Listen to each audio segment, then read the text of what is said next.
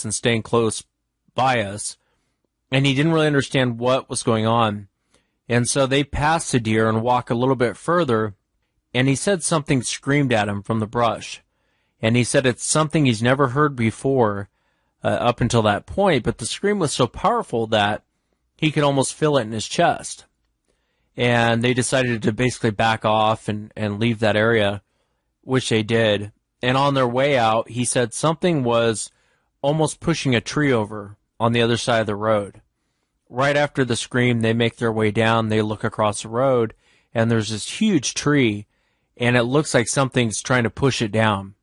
And he's been out there a couple times. He's heard a lot of stick breaks, a lot of weird vocalizations. He's heard the whoops, he's heard the yells, the screams, more vocalizations than anything. But basically what changed it for him, he was driving home one day, and he said what it looked like what appeared to him was two chimpanzees laying on their bellies next to the road. And as he's coming up the road, one of them actually gets up and runs across the road. And him and I talked about the size of these creatures, and he said it was about 8, maybe 8.5 feet tall. The shoulders on it were huge, and it darts across the road. And he said the other one got up and started making its way across the road, and it got halfway across the road and kind of looked at him coming in his car, and it looked back, almost like it was almost wanting to go back across the road. But it was interesting to hear that from him. You know, he said, I got there was a sense of intelligence from this thing. And there's just a lot of different stories he shared with me around the property that were going on. And as him and I talked, and he was talking about stuff his kids have seen, different behaviors going on around the property, he said there was really no aggressive behavior. Sometimes he'll go out on his porch at night to light up a cigarette, and as he looks off into the woodline, he can see, you know, about 8 feet up, a set of red eyes. And he'll look off to his right, and there's another set of red eyes sitting there just watching him. And he said it's a little creepy when you go out there because you're not expecting to see these red eyes staring at you. But he said they just kind of look at the house. He doesn't know what they want, they haven't had any problems with them. They don't really bang on the house. They don't really mess with them. They just are around the property. And, but it was really, really fascinating. I asked him to come on the show, and he was saying, you know, as a professional pilot, if he gets caught talking about Bigfoot or anything on the fringe, he'll probably have his license taken away from him. But he wanted me to convey it to the audience. You know, he listens to the show a lot, and he just loves the show, loves the encounters, loves hearing other people's encounters, and wanted me to convey his experiences with the audience. So if you're out there listening, thank you again, John, for listening to the show. I really do appreciate it. And thank you for taking the time to share your encounter with me. Again, I'd love to have you on the show, but I completely understand. I don't want you to lose your job over it. Tonight's going to be an interesting night. You know, I got 2 guests coming up tonight. The first guest is John. He's a long-haul truck driver, and he'll tell you his encounter in a moment, but it was very fascinating. He thought for sure he struck one of these animals on the side of the road. And I'll let him tell the encounter, but he kind of pay attention to how he describes how this thing moved and how it came at his vehicle, and also to the size of the creature after he hits it.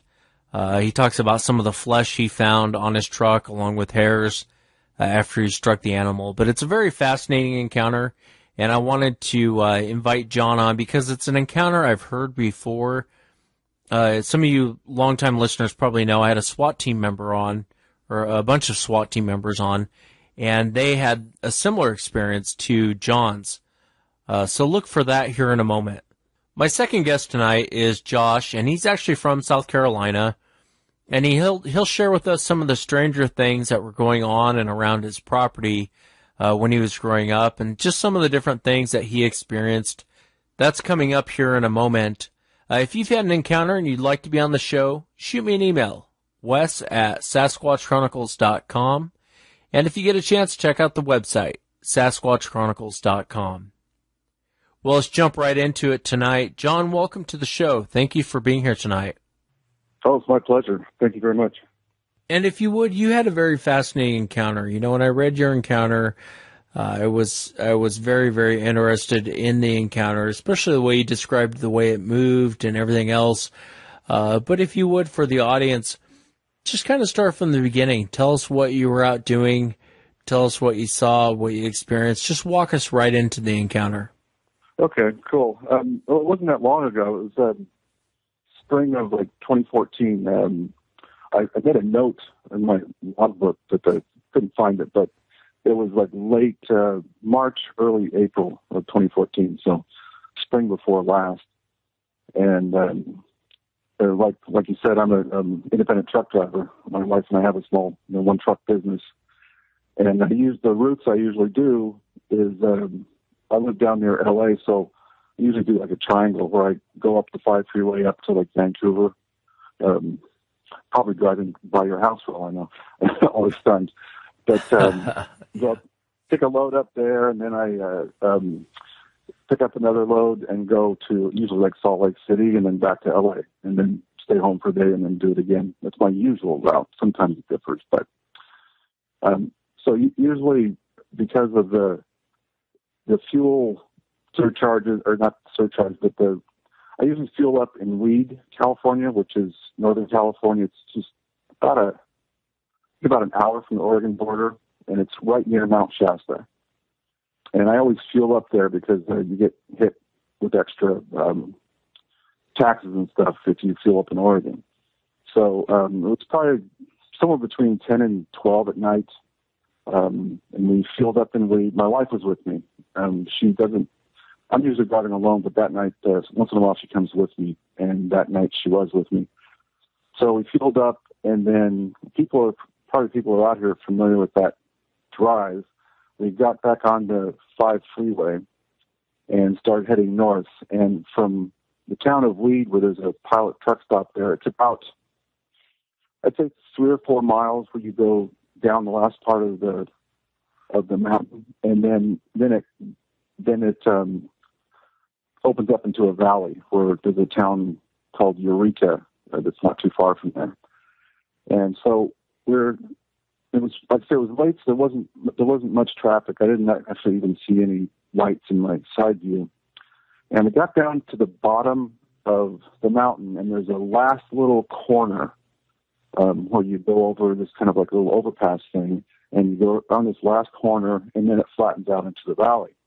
So around this corner, and then all of a sudden, we both just saw this flash of movement off to my left, right between the freeways, the north and southbound freeways. They're pretty close right there. I'd say there's about a 30, 40 foot just piece of ground there that's between the freeways. And we saw this just flash of this black thing coming straight toward my truck. And the first thing that I thought in that first half second was, because it looked like it was flying, I thought it was a piece of black plastic going across the road. And then about a half second later, I saw there was fur on its back, and you can see the fur and the probably part of it was muscles on the back of this thing too, was just kind of rippling, but it looked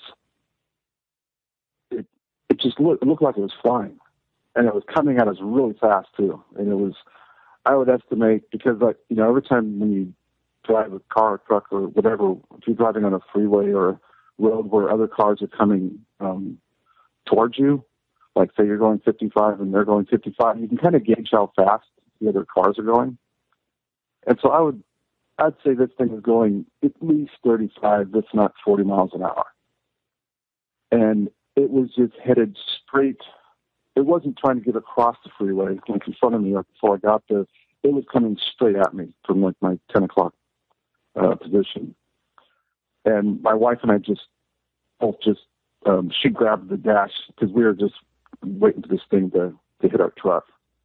Luckily it didn't. It actually went right by the side. It was literally less than a foot from my door. I could look down as it went by. And then we just felt this bump on the trailer behind us. And bear in mind that was pretty heavy too. I think I was probably upwards of 75,000 pounds, which is close to the max. On the trucks that I drive, the van loads, the max is 80,000 pounds, which is 40 tons. And I was going about 60, so you're talking about a lot of momentum and a lot of force, with this truck and the load. But luckily, I didn't swerve or anything, because that's what the last thing they tell you to do is if like a deer or some kind of animal jumps out in front of you, do not try and swerve and miss it, because you get that big rig and the trailer swishing back and forth, it can just start to, I guess the term would be vacillate, where the more you go left, the more you go right, and the more you go right, the more you go left. Next thing you know, you're jackknifing and you're dead, because you've got 35 tons, on top of you. So this thing came right at me, felt the thump, and then I didn't slam on the brakes, but I let off the gas, and I touched the brake just to brighten up the brake lights, and I saw in my side view mirror just this huge black lump, directly over the center of those lines, dividing the two lanes. And this thing it looked like it was laying lengthwise, on the line, parallel with the road. And it easily covered half of each lane. And those lanes are most lanes are about, 10 feet? No, 8 feet, something like that. So it looked like almost the size of what do you call we talked about the other night on the phone, the Dances with Wolves scene where they did the buffalo hunt, and you saw these big, huge buffalo laying out there in the middle of the plain. That was almost how big this thing looked. But at the time, my wife and I both just assumed it was a black bear, because neither one of us even had any interest in the whole Sasquatch or Bigfoot thing.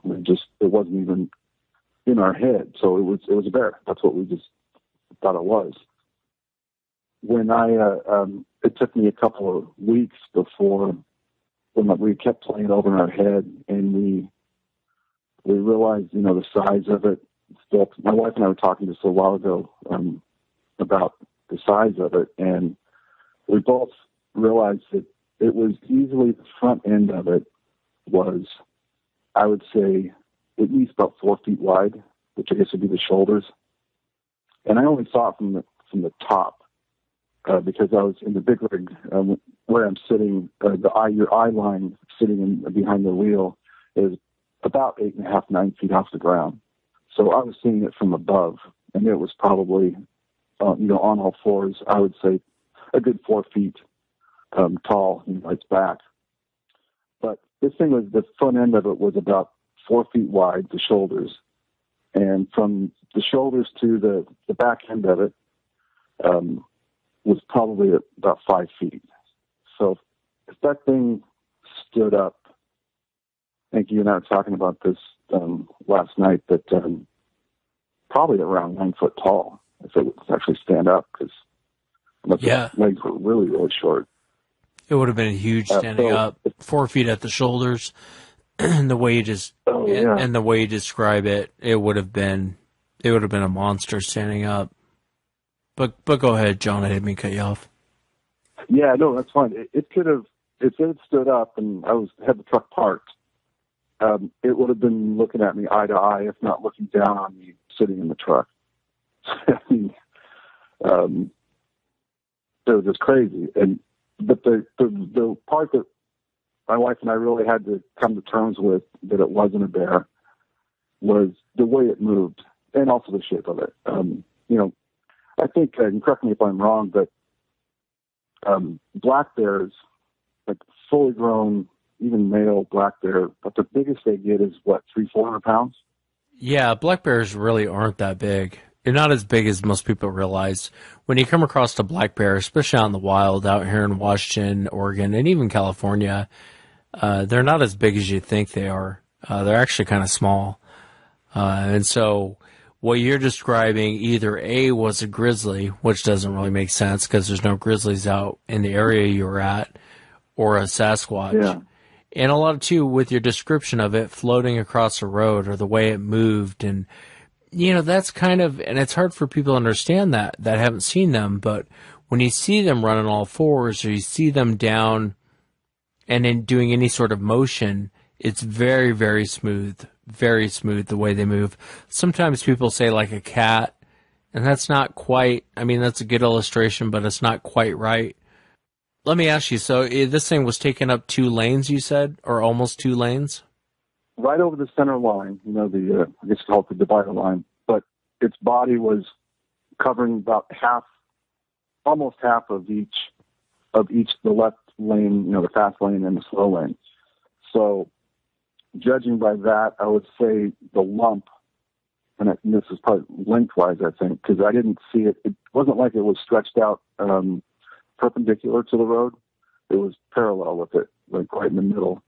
But so the narrowest part of it, was lengthways on the road, and so that lump was, had to have been 5 feet wide. The lump, and that's the lengthways part of it. So the look I got at it was out of the side view was lengthwise. So God knows how long it was the other direction, feet and legs and head and everything. I think at the time, I never even, the whole Sasquatch thing never came into my head for a couple of weeks because, like the email I sent you, like I had no idea these things were to go on all fours at that time. Like Bigfoot to me, what I assumed was BS, was it always walked on 2 legs. And so that's another thing that really made me just force my, kind of lie to myself that it was a bear for the longest time because I'd never even heard of them going on all fours. And when I heard your story, I can't remember how I happened on it. I just started searching, the word Bigfoot and Sasquatch, and your podcast came up. I think at that time, you were pretty early on. I think you only had spring of 2014, 20 or 30 episodes. That sound about right? Yeah, that sounds about right.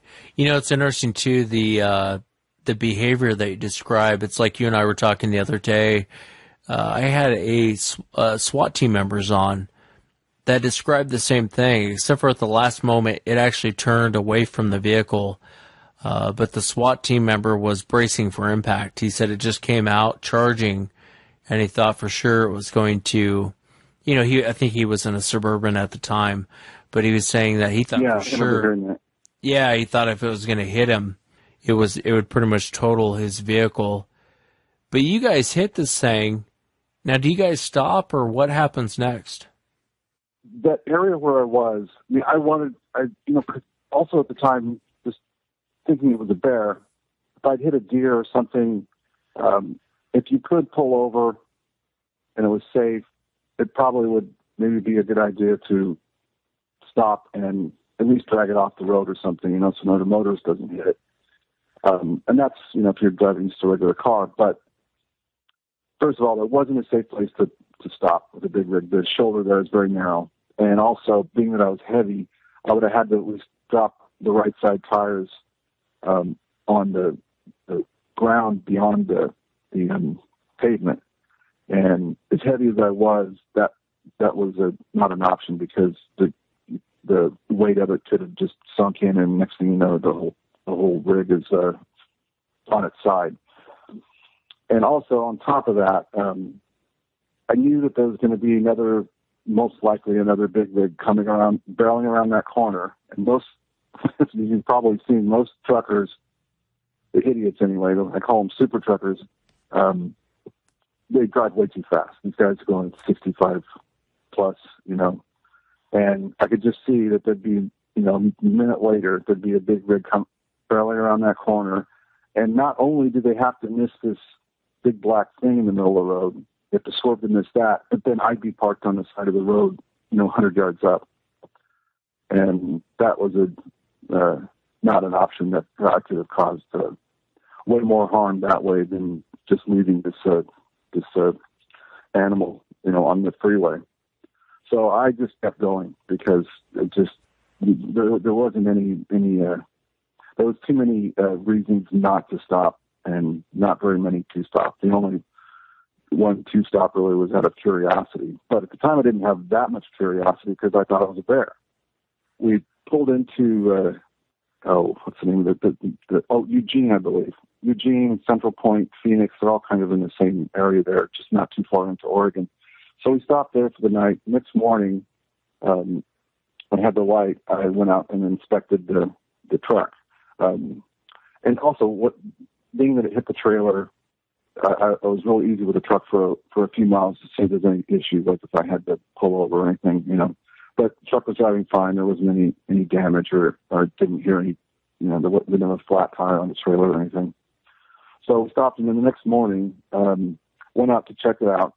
And on the landing gear, I don't know if people are familiar with the trailers, but you have the landing gear where you have this I don't know, a handle where you spin it and you raise and lower the landing gear, like when you're uncoupling or coupling your truck to the trailer. And at the bottom, they have on the landing gear, there's 2 feet basically. And the foot on the landing gear on the side of the driver's side, this is solid steel. It's probably about, I'd say 8 to 10 inches square. It's like just a little perfect square foot. And it's made of solid steel. And I noticed when the corners was bent up almost a 90-degree angle, like the corner of it was bent. And so I looked at that and I saw this little tuft, this little piece of flesh, this little like 1/4 inch wide, perfect little pink flesh. And on it was probably 10 or 12 black hairs that were about, I'd say, about 2 inches long. And it was wiry, but it was straight. The hair was straight. And other than that, there wasn't a big splash of blood or more stuff. I looked at the whole trailer, and that was it. Just this perfect little thing of flesh with the hairs on it. And at the time, since I just thought it was a bear, of course, I just tossed it. like right now, it's like, after what I know now, I just want to punch myself in the face for not keeping that thing. But there was just no reason. Like if you ran over a deer, would you keep the hair to go send it to a lab? because, yeah, it doesn't make sense. Because it's a deer. Yeah. Yeah. And I understand that, not wanting to keep the hair. Even if you thought you hit a Sasquatch at the time, what are you going to do with the hair? What are you going to do with the piece of flesh? Keep it in a bag in the side of your truck for whenever you get a chance to send it off to whoever. It's interesting too, but you mentioned the hairs. The few hairs that I've seen that were quote unquote reported from a Sasquatch, just how you describe them, very stringy, kind of like pubic hair, but more straight, but very wiry in the way they feel, very wiry in the way they look.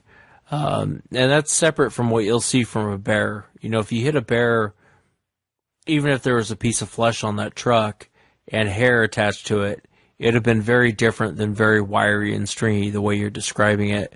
So it kind of makes me think, with the size of it, the way it moved, and then some of the evidence you found afterwards, kind of makes me think that you may have hit a Sasquatch. It's a weird behavior, though, for a Sasquatch. Not too weird in the sense that I've heard it a few times. And why they are charging a vehicle like that, I couldn't tell you. But I have heard it a few times. And I believe that they're very intelligent creatures, too. With all the accounts that people talk about, they're obviously very smart, particularly staying away from cameras, and they got to have their senses got to be off the charts. But this one wasn't very smart. It was either really pissed off, I don't know what. But I mean, this thing, there's no other way to describe it other than it was full on charging the truck. It was not trying to get across the freeway before I got there. I mean, it was coming straight at me. Yeah, and that seems very strange for people who are listening to this. But, I've heard that a few times. I keep going back to the SWAT team members. And the guy's like, hey, look, I don't know what to tell you. This wasn't a bear. It moved like it floated. and it was moving about 40 miles an hour, and it was coming right for my truck. And at the last moment, actually, it had dodged his truck and changed the direction it was heading at the very last moment. But he thought for sure it was going to hit his Suburban. And he told me, he said, man, if this thing would have hit my Suburban, it would have totaled the thing. And the size of it. Probably wrecked. Oh yeah, he told me he would have absolutely wrecked. The size of it, the speed of it. But it's just interesting too that he mentions the same type of behavior. He's like, I don't know what pissed this thing off. Just out of the blue, all of a sudden I look out of the corner of my eyes, and at a 45-degree angle, I got this monster coming on all fours, and it wasn't a bear, it wasn't a grizzly, it wasn't any known animal, and it scared the hell out of me. And it kind of, I mean, it's almost identical to your story, and to say why they do that or why they would have that type of behavior makes you wonder, is something wrong with them, or... Because it obviously wasn't trying to get across the road in front of you, and it really wasn't trying to get no way. behind you. It seems like it was aiming for the truck. Yeah, and just the sheer size of the size difference. Even if this thing was 10 feet tall and 2,000 pounds, it's still, a raccoon can tell how big a truck is. It's like, I'd stay the hell away from that. So I don't know what this thing was thinking. And I don't know, maybe something happened, maybe a few minutes before where another big rig went by and it pissed it off, and then here's another one, and now it's like it takes it out, tries to take it out on me because it just narrowly got hit by another one maybe 2 minutes before. I mean, who knows? It had to have been killed instantly. And the reason, that little piece of flesh in the hair that I found, it wasn't like a big chunk of, I think it had to have been hit that landing gear with its head.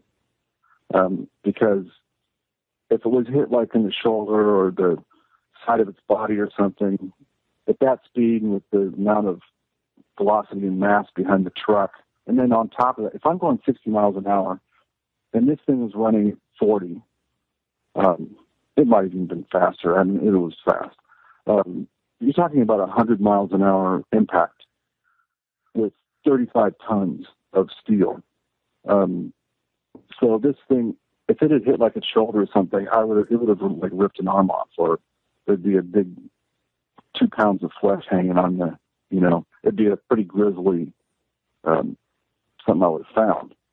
So that's why I think it got hit in the head, because it was just super clean. Like there wasn't any blood, just this little tiny piece.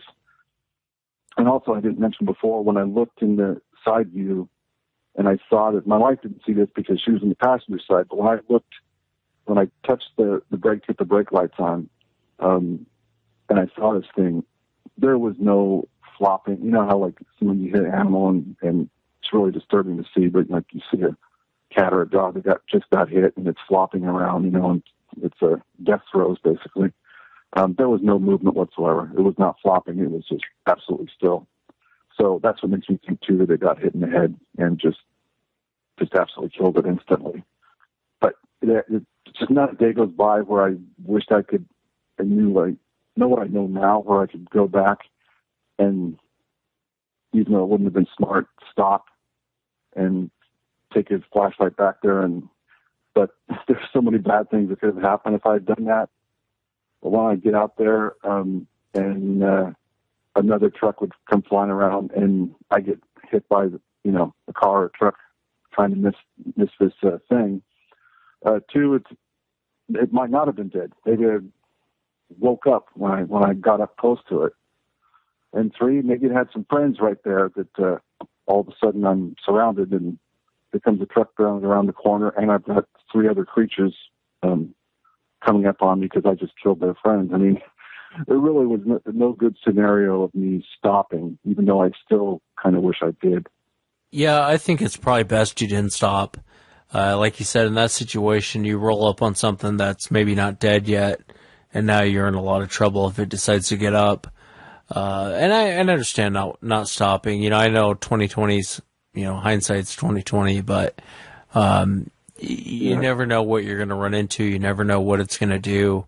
You don't know if you actually killed it. It'd be nice to be the driver right behind you that came up on the road right behind you And it had its lights on it, and it was able to see what it was. You know what I mean? Yeah. Oh, and my wife just gave me a note that I totally forgot about this. Like one of the scenarios, after I hit this thing, there's only a certain amount of things that could have happened. There had to have been, maybe it had friends that came and picked up its body and carried it away very soon, or the authorities were called and someone came out there and, figured out what it was and had, some Black Ops cleanup crew. But as I told you, I do that route all the time. About the next time I went by there, it was probably, very next week or I didn't notice it till maybe a month later. But the place where that happened, there was a section of freeway that was repaved. Huh, that's and it interesting. was right where that happened.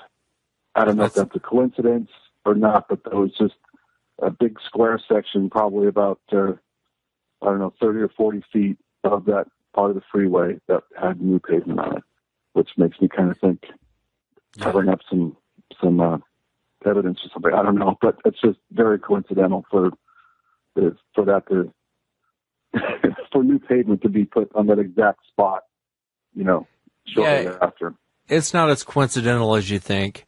There's a lot of weird things that go on with the subject. It's prior to you coming on, John, I was just talking about this professional pilot that called me and had them out on his property.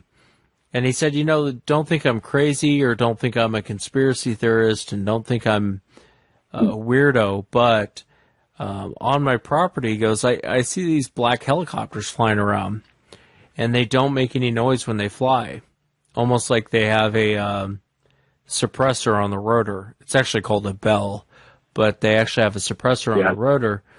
And he said they'll spotlight his property throughout the night. He'll see them flying around, spotlighting areas on his property. So, I mean, there's a lot of weird things that go on with the subject that make you really, like the repaving of the highway. That doesn't shock me one bit. I think there is cleanup crews. Knowing what I know now, it doesn't shock me either, but it's like, man, someone's really, really doing their best to cover this stuff up. It's like, we were talking last night. Well, it's something about this creature. If it got out and everybody knew about it, mainstream, it must open up a can of worms that certain people don't want, like regarding our past, our history. The giant skeletons and things like that we discussed. I think maybe by itself it's not a huge thing, but if this got out, it would lead to the next thing and then the next thing, and then all of a sudden, most people realize that our, ancient history and history that we've been taught doesn't make sense anymore. Yeah. Why that's dangerous to certain people, I don't know, but we definitely do not want people to know about it. Like I said, I wish you could go back in time and be with you when you guys hit that thing. I would have been screaming to stop the truck and snapping pictures left and right. But I know in the moment, that's really not where your mind's at. That's really not the way you're thinking. Yeah, at the moment, we were just sad because we thought we'd killed this bear, and we felt bad. Like, oh, God, what if it has what if it's a mama bear and it has cubs, and we just killed its mother? That's where we were for about a week, just really feeling bad about it. At what point did you stop and go, this probably wasn't a bear? It was probably a couple of weeks. It's like at first we just kind of had this cognitive dissonance where it just had to be a bear. But then we started talking about it, my wife and I, and we started, okay, I saw this. This thing was like, we've all, we've seen the videos and stuff of, National Geographic of bears and black bears running and even charging. Have you ever seen like video of really any kind of bear running, but not running fast, just kind of like loping? They definitely have up and down, their head bobs up and down. They just have this very, I wouldn't say awkward, but there's a lot of up and down movement and stuff in the hip structure and the front legs. And then I've seen pictures of, like, say, a grizzly, like, all out charging. And when they do that, it does get a little smoother. Like, their head's like down and they're charging, whatever they're charging. So when they're really charging something, they do run a little bit smoother. But we started going back over this, and like I saw this thing was like almost as wide. The front was almost as wide as the front of our truck. And is that what you saw? And she, yeah. And like, and this thing it was not shaped like a bear. Most bears are, they're bigger in the hindquarters than they are in the front. And even a big black bear, as far as its width, at the front, probably no more than 2 feet, I would think. And then maybe a little bit wider in the back if it's a big one. And another thing too is we started realizing that because we didn't see the head, because of our vantage point up above, and also how fast it was going. If it was a bear, we would have seen the head, because bears have a fairly long neck and really can't hide the head that well. So we would have seen the head, I think. But this one we didn't. And then later on, when I started looking into the Sasquatch thing, everybody, all the pictures and drawings, or not pictures necessarily, but drawings, and people's accounts, that they just got these massive traps, and they basically have no neck, and so their head is kind of buried in their shoulders. And so that made sense. And just the size of this thing, 5 feet from the shoulder to the rump, and 4 feet wide at the shoulders, moving like it was flying. We just finally had to there's no way in hell that was a bear. And there's no way. And I was actually afraid for a little while, just a tiny little fear, but I was thinking, God, what if this was, I didn't stop. What if this was a person in a suit or something? Like I just did a hit and run. But I quickly realized that was no way. I don't think a person could be in a suit that big and run on all fours like 40 miles an hour. And when you start putting pieces of the puzzle together, a person in a suit doesn't make sense, bear doesn't make sense, and you start really laying out what makes sense and what doesn't make sense, you're kind of left with one option. Well, I probably hit one of these things. And it goes on, I think, more than most people realize. I think this happens, your type of situation. People always say, well, why hasn't someone hit one on the side of the road yet? I think it happens more than people think. I've had guests on before where they've come up on what looks like an accident, and there's a gorilla laying on the side of the road. And they're shutting down the highway, they're cleaning the place up, so I think it goes on more than people realize. I just think it kind of gets swept under the rug. Kind of like the person that came up from behind you probably called the police, probably called the state police, and that's what created the cleanup scene to get this thing out of the road. And it's just a fascinating encounter, and I just can't thank you enough for coming on. Oh, thank you. Appreciate it. It was cool. Kind of getting off your chest, Yeah, absolutely. And I want to thank John again for coming on the show. My next guest is Josh from South Carolina. Josh, thanks for coming on, man. I really do appreciate it. Yeah, no problem. I'm glad to be on. Your encounter is kind of interesting because there's a lot of little things that happened around your property in South Carolina. If you would just kind of start from the beginning and tell us what happened and what you experienced. Okay, I guess one of the things I had left out, whenever I wrote you the first time, it was so long ago I didn't think about it. But the other things were just noises and different things. Never saw anything. The only time we did see something was, I guess I was about 10 years old, and my mom would watch my friends, little boy and little girl. It was, the boy was my age. She'd watch them, because the mom was a nurse, and she worked late. And I guess one night, I can't remember how late it was, but it was one night. I guess she came over to pick him up, and they would always go inside and talk for a little bit. And me and him would sit on the porch, and I guess that night we were sitting outside. He had the flashlight, and we had a bucket of rocks we got, and we were shooting a slingshot, up at the trees, up on the right in the tree line. And I guess we've been doing that for a little bit, and I'd reached down to get another rock out, and Matt had he's grabbed my arm really tight, and he's like, what is that? So I looked up to see what it was, and I don't know. I mean, it sounds kind of crazy, but I don't know. It was something like, it was something short, maybe like 3 feet tall. I'm guessing it was right outside the tree line, but it was something like almost like sitting down on its butt, like a dog would do when it's standing up with its it's sitting down with its front legs up, It looked like that, but it wasn't like it didn't have the dog, like dog arms. It had like arms out to the side, from what we could tell. It just scared us to death. We just, as soon as I saw that, we thought we both like killed each other trying to get back inside the door. And by the time we told our parents and came out here, there wasn't nothing there. But I guess that's the only time we'd actually seen anything. Yeah, and you had some weird things that happen around the property. I mean, you had animals go missing. You think your dog was attacked. Yeah. I mean, all kinds of weird stuff was going on around that property. Do you want to tell us about some of the weirder things that were going on? Yeah. Every so often you would get and this would be at nighttime, always around 11, 12, 1 or so. You get a loud bang either on the side of the house or on the roof of the house.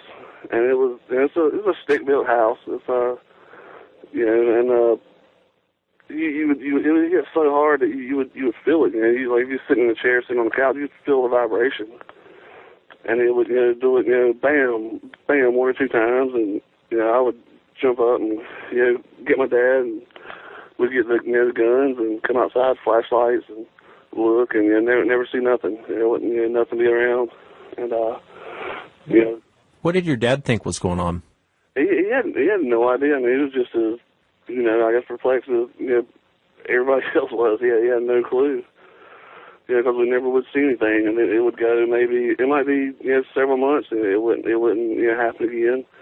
And then the same thing. I mean, it sounded like I said, somebody would have, I guess we'd always say it sounded like somebody had a bowling ball and would just pick it up and slam it on the roof. And they would do it a couple times, and we'd come outside with flashlights and guns and look, and nothing. And then, like I said, it might do it the next night. It might do it every other night, but then nothing for another couple months. So it's just, I don't know, really weird. Like I said, we never saw anything, but everybody had heard it do it one time or another. What else was going on around the property during that time? Like I said, we had, and I guess all this stuff took place probably over I'd say a 10-year period. I guess another thing, we had a good many ducks and chickens, and these were the big ducks. I mean, they could fly a little bit for a very short distance, but they weren't like the ducks that migrate and stuff. So they stayed around here, and they just come up missing. Like I said, we had our dog. He pretty much guarded the property pretty well, and he was always barking and snarling, going after something in the woods constantly. We'd hear him all night long. And excuse me. But they were coming up missing, and we never find nothing. There was no, because we would look, we'd look up in the woods and just trying to find them, and it took every single one of them. It took all of them, and we had how many cats? So we had 3 cats. We still got, I guess they still got one of the cats that's still here fine, but the other 2, we found it. We found them, and they were skinned almost.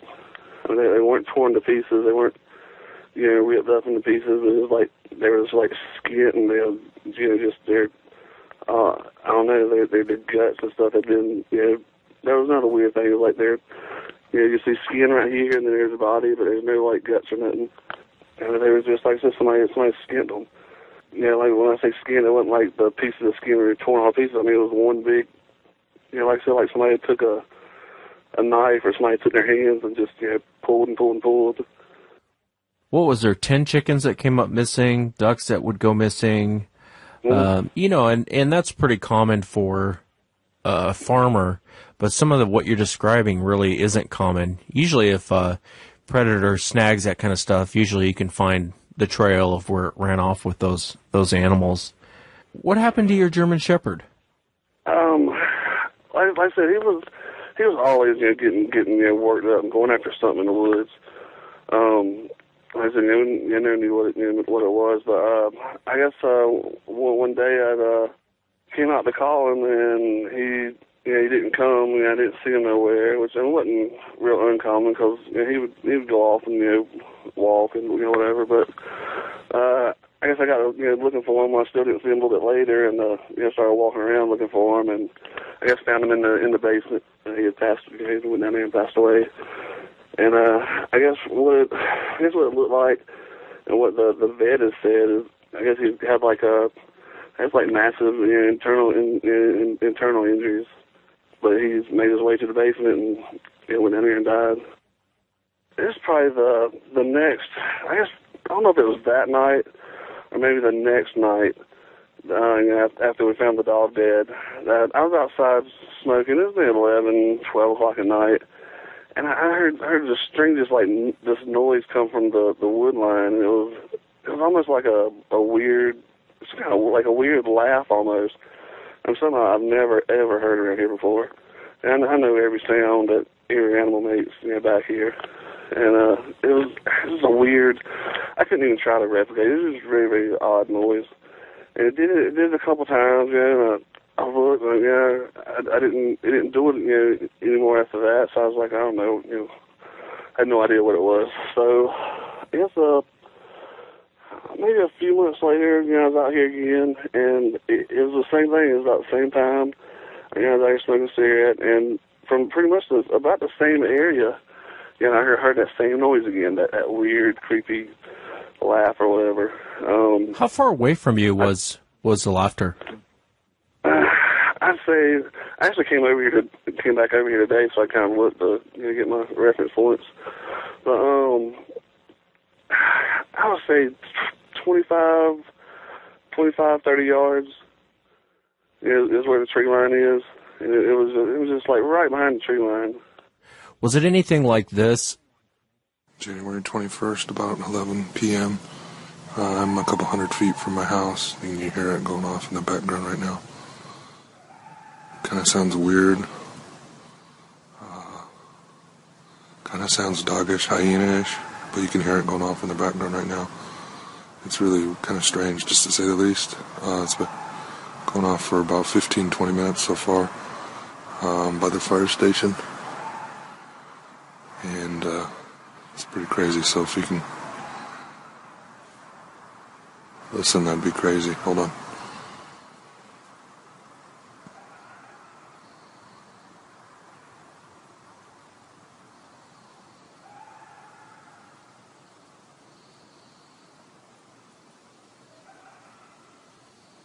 I mean, that almost sounds like laughter.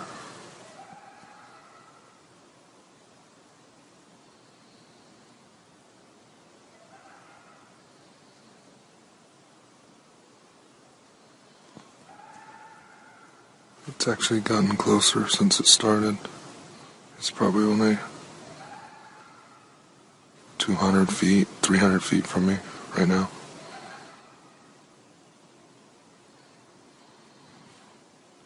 I don't know what it is or what that is going off right there. You can hear it.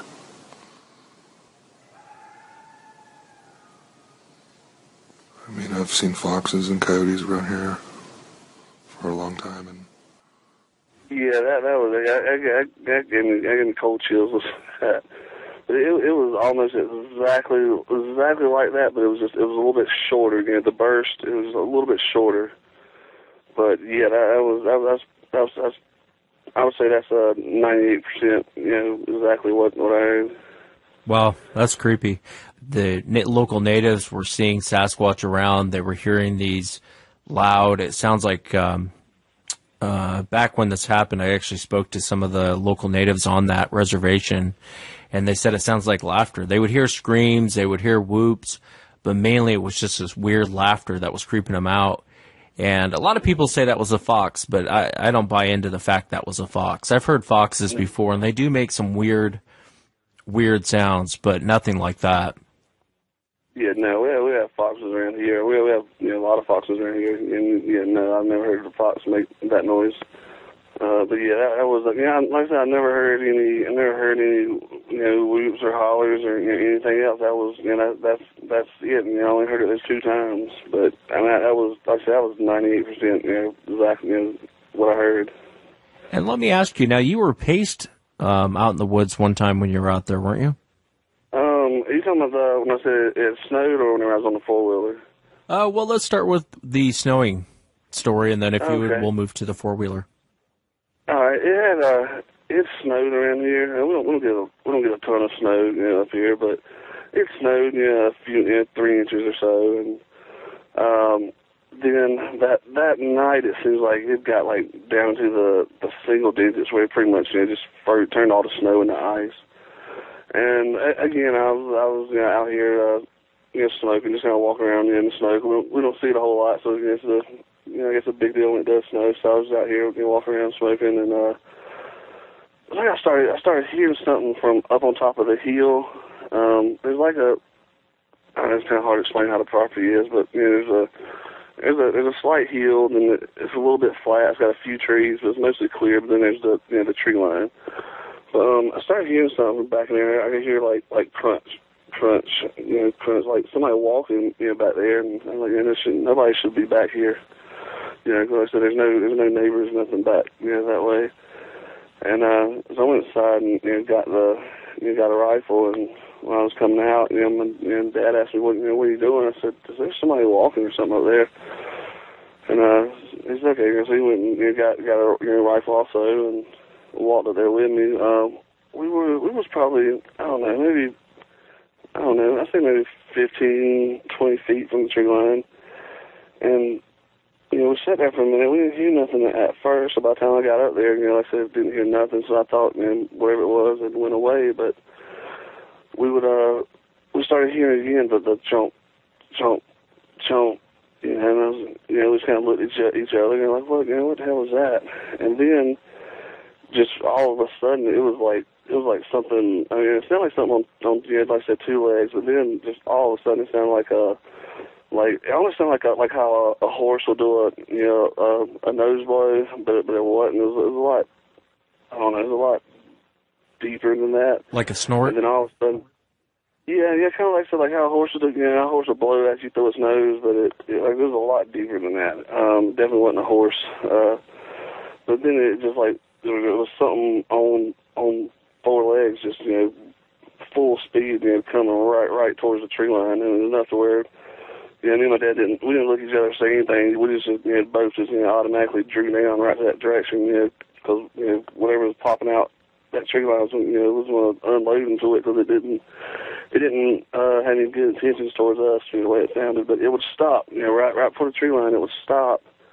And it would you could hear it walking away, but it'd be like two legs, clunk, clunk, clunk, clunk. And then it would get about that same distance away, like it stopped for a second, and we'd hear like that same nose blow, and then like full speed, right back towards us, like four legs. And it did that. We was probably there about 10 minutes. It did that, several times, and then when it walked, when it stopped and walked away, we could hear jump walking away. But this time, whenever we hear it walking away, it was like something was walking away, two legs in this direction, off this way, and something on two legs was walking off. Kind of, it was like they were kind of walking in an angle away from each other and away from us. So it was whatever it was. One of them, whatever it was doing the charging, and I guess the other one was standing there, or it was taking turns charging, or what, I have no idea. But whenever it walked away, like I said, it was definitely two of whatever it was. Do you remember what your dad said, what he thought it was at that time, or what was your guys' conversation like? No, I mean, he was like, pretty much, he was like, what the F was that, we were both kind of, what the hell was that? I mean, it was scary. I mean, it scared me, and it scared him.